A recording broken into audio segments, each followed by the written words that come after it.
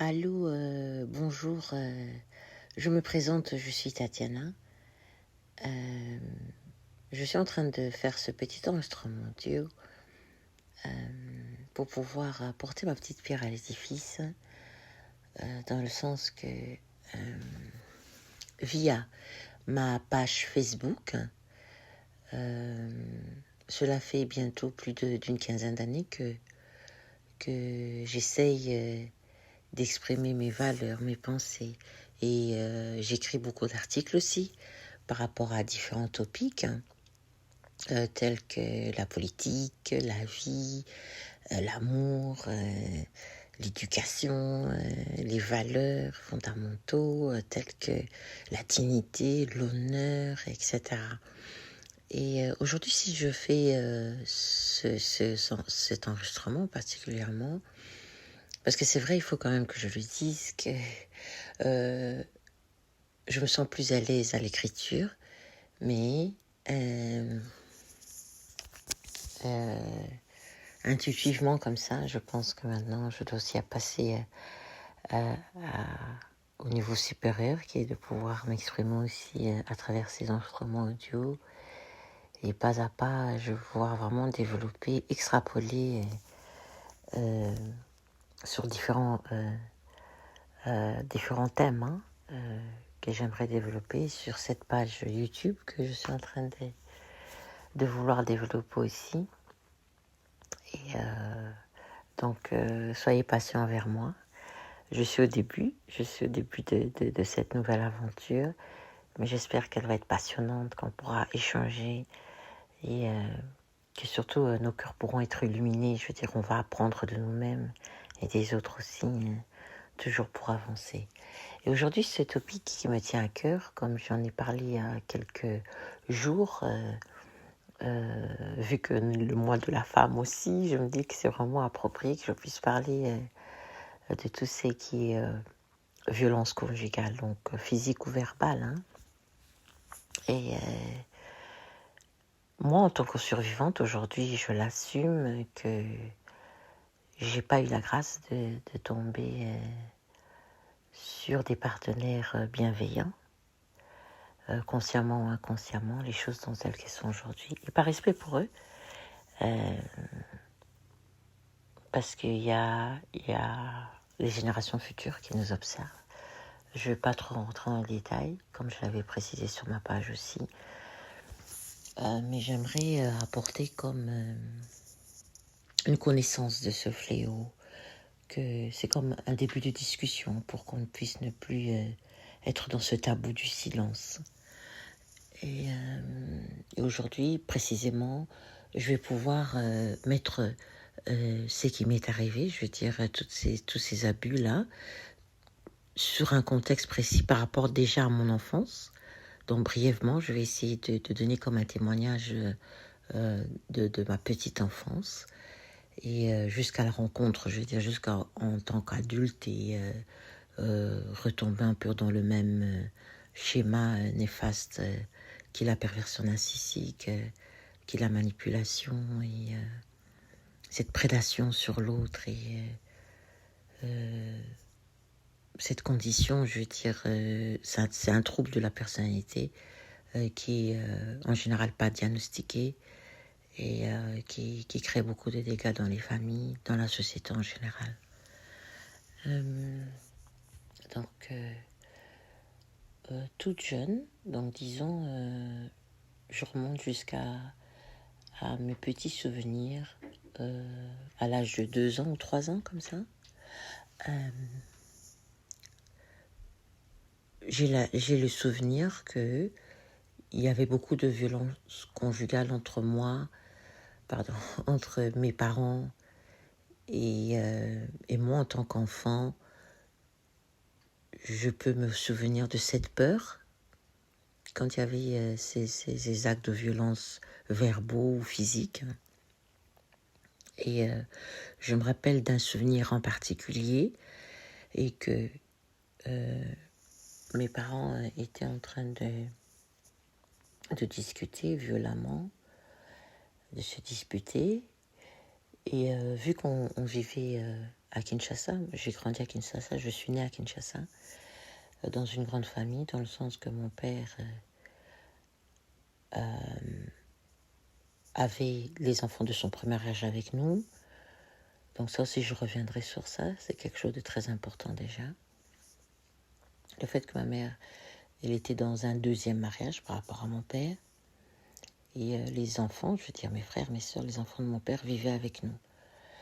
Et pendant cette engueulade-là, je pense qu'une de mes sœurs, je veux dire les filles de mon père, dont une de mes sœurs, m'a prise et on s'est enfoui chez les voisins. On s'est enfui directement, on nous a mis en dessous du lit des parents des voisins pour qu'on puisse se cacher et attendre que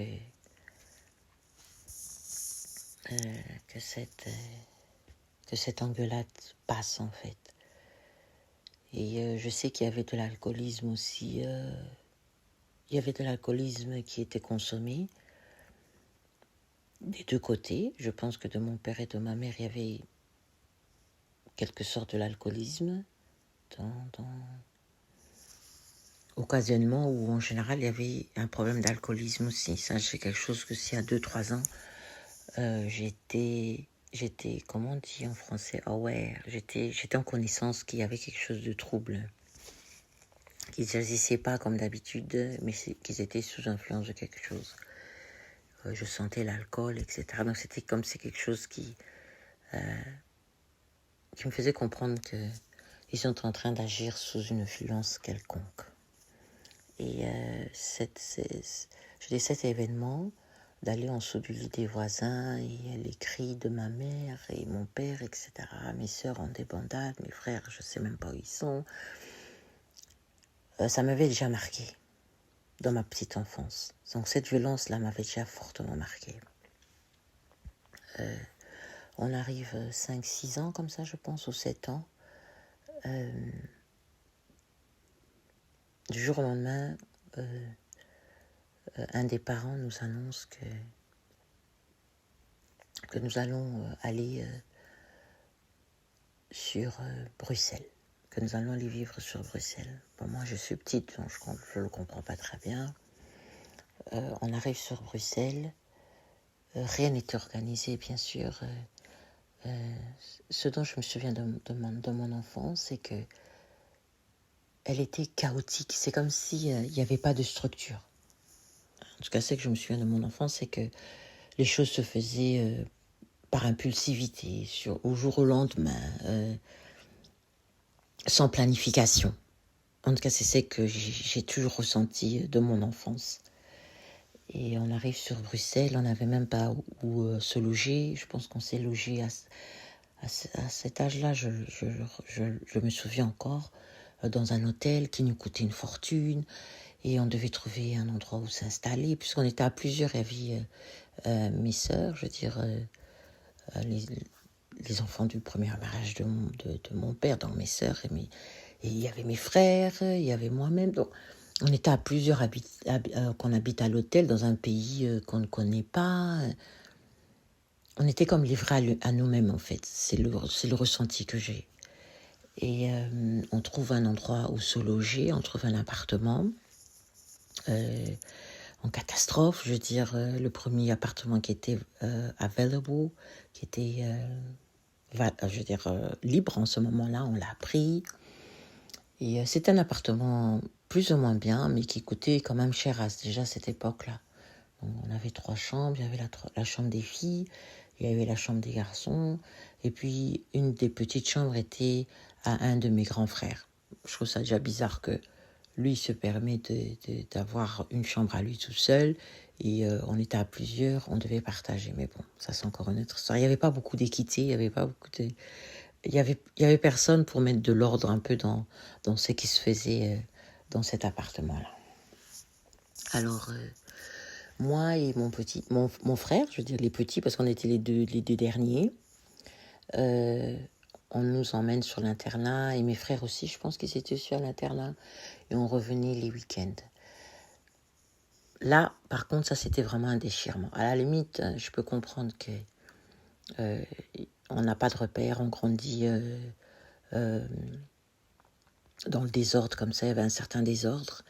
Mais de là, me couper encore, je veux dire, du peu de repères que j'avais, je veux dire, de mes sœurs ou de mes frères, etc., pour me mettre à l'internat. De ce côté-là, mes parents, bien sûr, étaient restés sur l'Afrique parce que c'était comme une façon de faire à cette époque-là. Je pense qu'ils croyaient bien faire, hein, de pouvoir mettre ses enfants à l'internat. Mais moi, la façon dont je l'ai ressenti, c'est vraiment se déresponsabiliser de ses responsabilités, d'élever des enfants en bas âge comme ça. Et parce qu'avec le recul aujourd'hui que je suis une mère, des fois je regarde mes enfants, surtout quand ils étaient petits, maintenant ils sont grands. Quand ils étaient petits, je me dis mais comment mes parents se sont dit, enfin, surtout la personne qui prenait soin de nous, un des parents s'est dit que non, je peux mettre cette petite fille à l'internat, elle va se débrouiller toute seule. Et surtout, pourquoi faire? À la limite, s'il y avait, je dirais, quelque chose d'important au-deçà de prendre soin de ses enfants, je ne sais pas, un travail, une mission quelconque. Mais non, c'est pour peut-être faire la samba, être avec ses amis, et, d'autres partenaires, je ne sais pas, parce que j'étais petite à cette époque, donc je ne peux pas dire les choses telles qu'elles sont. Mais c'est le ressenti. Ça, c'est clair qu'il n'y avait pas autre chose de plus important que de prendre soin de ses enfants. Et c'était vraiment un grand déchirement pour moi d'aller à l'internat, parce que à l'internat, c'est bon. D'un côté, il y avait un bon côté dans le sens que ça m'a vraiment appris à être indépendante, mais de l'autre côté, c'est vraiment un monde très difficile. Je veux dire, il fallait se battre au quotidien, de gagner sa place, son respect. Il fallait être accepté entre guillemets dans une troupe ou bien un groupe d'amis. C'était la galère parce qu'il y avait aussi beaucoup d'abus aussi. Il fallait se battre, je veux dire. T'as 7-8 ans comme ça. Déjà, tu viens d'un foyer très dysfonctionnel, sans repère. On te met à l'internat à 7-8 ans. Tu dois te débrouiller toute seule, te laver, te prendre soin de toi, je veux dire, corporel. Tu t'habilles un peu n'importe comment, je veux dire. Non, je me suis vraiment sentie négligée. Et j'avais mal, quoi. J'avais très mal par rapport à ça. Et on arrive à 10 ans, je pense que j'avais au moins 10 ans, 3 ans plus tard. Donc c'est vraiment finalisé dans le sens que mon père et ma mère, donc mes parents divorcent. Et il y avait comme un choix qui s'est fait puisque mes grands frères et mes grandes sœurs étaient déjà beaucoup plus âgés. Je pense qu'ils étaient déjà des jeunes adultes. Ils ont décidé de rester.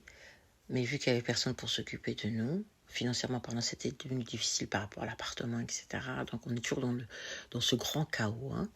Donc moi et mon petit frère, et 2 de mes frères d'ailleurs, je pense, on est rentrés sur Kinshasa. On trouve un de mes parents sur Kinshasa en débandade, bien sûr. Il y a le divorce de mes parents, on est au milieu de cette guerre-là. On revient sur Kinshasa, c'est catastrophique, la situation est catastrophique, il n'y a personne pour prendre soin de nous. Donc là, à cette époque, je pense que j'avais 10 ans, pas plus de 10 ans, 11 ans. Il n'y a personne pour prendre soin de nous. J'ai fait en sorte de pouvoir un peu prendre un peu les manettes. Je veux dire, c'est moi qui faisais à manger à la maison pour mes frères.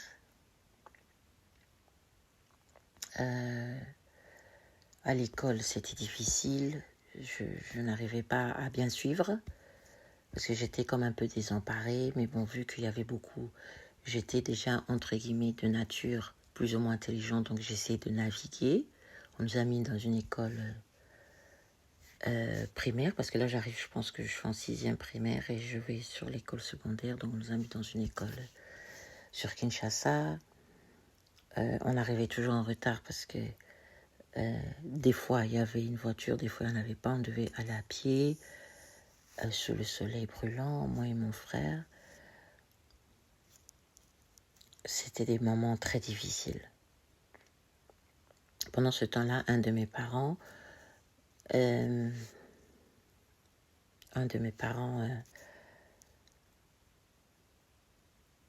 se livrait je dirais, à beaucoup d'alcool. Il y avait beaucoup d'alcool qui était dans tout ça.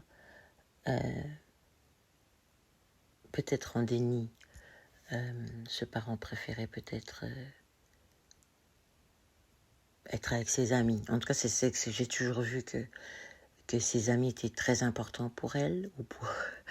En tout cas, c'est ce que je vais pas trop rentrer dans les détails parce que c'est par respect que je le fais. Ok, je vais pas rentrer dans les détails pour le moment, mais je sais que dans les jours ou dans les années à venir, je serai plus apte à vraiment creuser. Là, c'est simplement un témoignage pour vous mettre dans le contexte dans lequel j'ai grandi.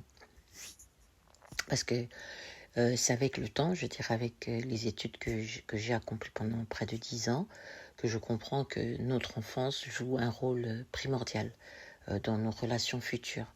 Et que s'il y a des gens qui sont dans la même situation que moi, que ça puisse être comme un éclaircissement de comprendre qu'est-ce qui nous est arrivé et pourquoi. C'est comme un départ. Et c'est pour ça que je fais ce témoignage. Et donc, Kinshasa, très difficile, désordonné, pas de planification, livré à nous-mêmes. J'essaie de prendre le relais, tant bien que mal, au duo de mes petits 11 ans.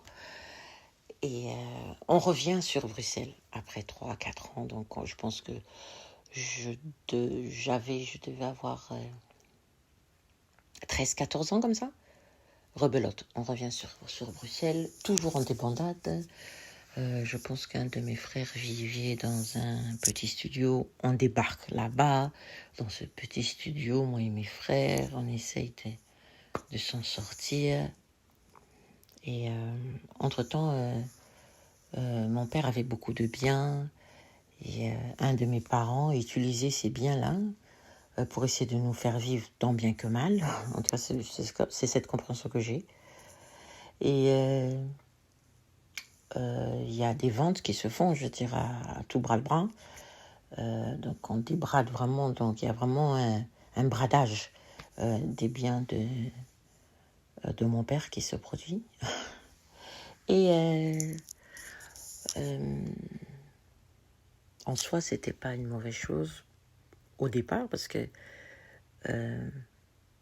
ce bradage des biens de papa a permis d'acquérir quelque chose sur Bruxelles, je dirais une petite maison sur Bruxelles. Et c'est comme s'il y avait une petite forme de stabilité. Bien sûr, mes parents étaient toujours sur Kinshasa, on est toujours isolé, tu es toujours négligé. Tu as grandi seul en fait, tu vois. Et tu grandis seul et je me rappelais une fois, je pense que j'étais au téléphone avec mon père et je me suis plaint, je pense que là j'avais 16 ans ou 15 ans, je me suis plaint, je me suis dit, je suis toujours seule parce que mes frères ils étaient déjà un peu plus âgés, vu qu'en ce moment-là j'étais la petite dernière, donc... Et une des cousines du côté maternel est arrivée, à peu près de mon âge, est arrivée aussi sur Bruxelles. Et là, je me suis sentie un peu moins seule. Et on était très proches déjà depuis Kinshasa. Donc, ça m'avait comme apporté un grand soulagement par rapport à la solitude. Et alors, on était toujours à l'internat. Et elle avait des problèmes de séjour. Donc, elle devait mettre... tout ce qui est séjour, carte de séjour en place. Entre-temps, elle était à la maison. Donc, il y avait quand même quelqu'un, tu revenais vers quelqu'un, je tire les vendredis. Mais ça n'a pas duré longtemps parce que je pense qu'à mes 17-18 ans, comme ça, tout s'est effondré. Par rapport au mauvais choix d'un de mes parents, par rapport aux finances et le désordre et le manque de planification et le chaos au quotidien, la maison est saisie. Donc, où on habitait a été saisi. Et on devait quitter les lieux. Et là, je pense que j'arrive 18 ans, 19 ans. Vu que j'étais avec ma tante, donc la cousine du côté maternel qui vivait avec nous, je lui donnais le nom pour son anonymat et ça, pour son anonymat, quoi, je veux dire, par respect pour elle, je vais la nommer Patricia. Donc j'étais avec Patricia et on s'est dit, on va essayer de voler de notre propres ailes, je veux dire, parce que mes frères aussi, vu qu'ils ont grandi ici sans repère, ils essayent de tant bien que mal de vivre avec des copines, ou c'est un peu sauf qui peut, donc c'est chacun pour soi. Donc c'est comme ça qu'on a vécu, puisque il n'y a jamais eu de repère dès le départ. Quoique j'ai toujours été proche de mon père, c'est vrai qu'à chaque fois que j'avais l'occasion de le voir, ou qu'on s'appelait, surtout à l'âge adulte, j'ai vraiment renoué les liens avec lui. Mais dans mon enfance et dans mon adolescence, vu que ce divorce était un divorce très abusif, ça s'est très mal passé. Les relations n'étaient pas très constantes, disons. C'est après, à l'âge adulte, que je me suis vraiment rapprochée de lui. Et donc 18, 19 ans, 20 ans, on décide de voler de nos propres ailes, moi et Patricia, donc ma tante du côté maternel, qui a à peu près le même âge que moi, un peu plus d'une année ou deux de plus que moi, mais pas plus. Et on trouve un petit studio, on essaye d'y vivre. Ma mère débarque dans le studio où on était, sur Wavre, un peu en dehors de Londres. On n'accepte pas qu'on soit à plusieurs comme ça, parce que c'était pas dit qu'on devait débarquer comme ça, à plusieurs dans le petit studio. On devait retrouver quelque chose d'autre. On a trouvé quelque chose d'autre sur Bruxelles, un petit studio, une petite chambre, disons, qu'on partageait. Et on a commencé à réfléchir. Bon, je faisais des petits boulots, Patricia aussi. Elle faisait aussi des petits boulots. Et on s'est décidé, vu que j'avais une amie sur le Canada, on s'est décidé d'aller explorer le Canada, pourquoi pas. On a été explorer le Canada. Là, je pense que j'avais une vingtaine d'années, 21, 22, comme ça. On a été explorer le Canada, on a mis de côté de l'argent et tout. Par rapport à nos petits boulots, on a été explorer le Canada. Là, en ce moment-là, pas de nouvelles, je veux dire, d'un des parents. Pas de nouvelles, je veux dire. Voilà. Et c'est au Canada que je rencontre, le père de Jessica et de Randy. Et c'est dans ce cadre-là, dans cet environnement-là, je veux dire, de recherche de soi. Tu sais même pas qui tu es, très naïve, aucune éducation, aucun repère, je veux dire, important de tes parents. C'est dans ce cadre-là que je rencontre le père de mes enfants. Et il était beaucoup plus âgé que moi. Et c'était un Quinois. C'était pas quelqu'un qui a grandi fondamentalement comme moi pendant des années en Europe. Je ne vais pas rentrer dans les détails par respect pour eux, donc par respect pour mes enfants, par respect pour lui. Mais une chose est sûre, que c'était pas une relation harmonieuse. Et il y a eu séparation. Et cette relation n'était pas harmonieuse dans le sens que je ne mets pas le blâme spécifiquement sur le père de Jessica et de Randy, parce qu'il était aussi dans la méconnaissance de qui il était. Donc il ne pouvait pas m'aider, vu que moi-même, je n'étais pas dans la connaissance de qui j'étais. Donc il n'y avait que friction, il n'y avait que cette façon pour nous de pouvoir s'exprimer. Il y avait beaucoup d'abus de sa part, et de ma part aussi, dans le sens que j'ai toujours voulu vu que je me sentais incomprise, vu que je n'avais pas de repère, que je ne sais pas comment communiquer, je veux dire, sainement, non dans une fonctionnalité profonde, la première chose que je faisais, c'est de réagir. Je réagissais comme un animal enragé, et Donc ça s'est très mal passé. Et c'est en ce moment-là que la séparation s'est produite. Et tout juste après, je rencontre le papa de ma dernière petite fille, Elika. Et c'est donc là, de mon enfance, jusqu'à la rencontre du père d'Elika, tourmentée que j'étais, échec après échec dont j'ai vécu, très difficilement d'ailleurs, je rencontre cette personne et sans réfléchir, je veux dire, je me lance dans la relation parce que c'est comme si je voulais me mettre un baume au cœur. C'est comme si je me disais, peut-être que cette fois-ci, ça va marcher. Et bien sûr que non, ça s'est très mal passé. Il y a eu beaucoup d'abus, c'était une relation très abusive. Et la petite, elle est née, je veux dire, très tôt, je suis tombée enceinte, bien sûr, sans repère, sans réflexion, sans planification, très dysfonctionnelle. Je tombe enceinte tout de suite. Et la petite est née avec une maladie congénitale, due au stress, due au manque de fer, due à la faiblesse. C'est ce que je suis en train d'apprendre, que le spina bifida. Et c'est comme une difficulté, je veux dire, par rapport au fer, je veux dire, dans notre sang, quand on est très fatigué, très stressé. On manque ce fer, on devient entre guillemets anémique, et ça provoque cette condition au fœtus. Et j'apprends la condition de la petite, j'étais à 5 mois, 6 mois de grossesse, comme ça. J'ai décidé de garder la grossesse malgré tout. Mais la relation, les abus de toutes sortes, que ce soit de mon côté, dans mes rages et dans mes colères, essayant de me défendre et de crier ma douleur, en fait, et de l'autre personne aussi, parce que c'est en ce moment-là que j'ai compris qu'il y avait un gros souci avec moi.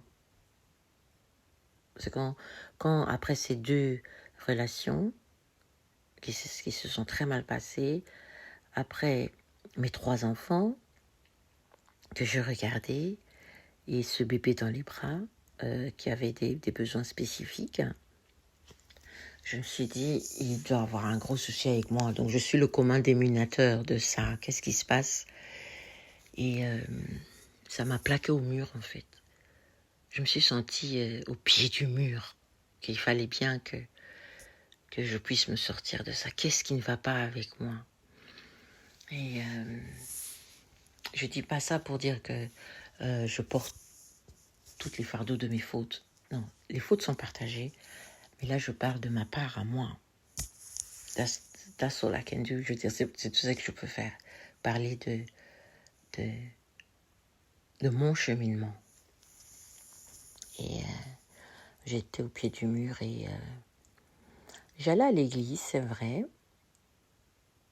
mais je n'avais pas une relation profonde avec Dieu, avec Christ. Je n'avais pas la révélation de Christ, ce qu'il a fait pour nous. Je n'avais pas la prédication de la croix en moi.